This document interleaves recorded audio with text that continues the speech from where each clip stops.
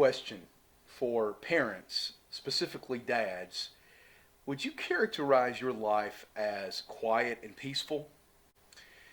In a world where many are praised for drawing attention to themselves or having a loud voice, a life like this, a quiet and peaceful life, can be difficult.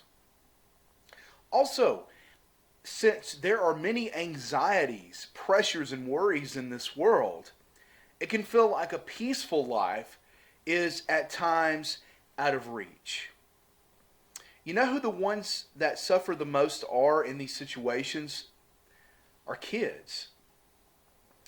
How can we make sure that we have a quiet and peaceful life so that our children have one too?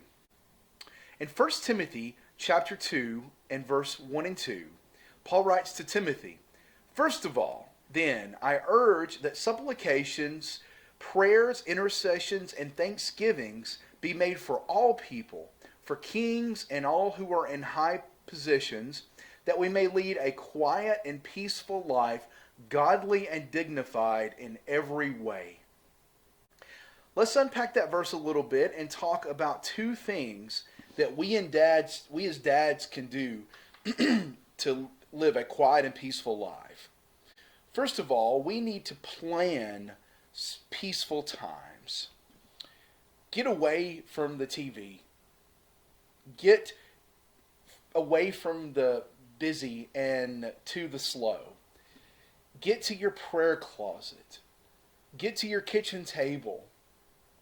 Get to the places in your life where things aren't always busy. You know, one thing that Paul says to Timothy in this passage is, obviously there's a lot going on in the world. Kings are ruling, people are living their lives, things are busy. But you pray for all of those in the government. You pray for all people so that as much as you can live a quiet and peaceful life. Do we forget sometimes that prayer is the thing that Paul says in Philippians chapter 4 takes away anxiety and gives us the peace that surpasses all understanding to guard our hearts and minds? We need to plan peaceful times for prayer and just to slow down and get away from the busy. Number two, we need to specifically quiet the noise in our children's life.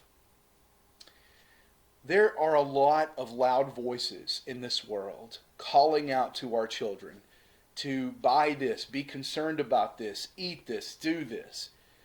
But we need to slow things down just a little bit and teach our children to mind their own business.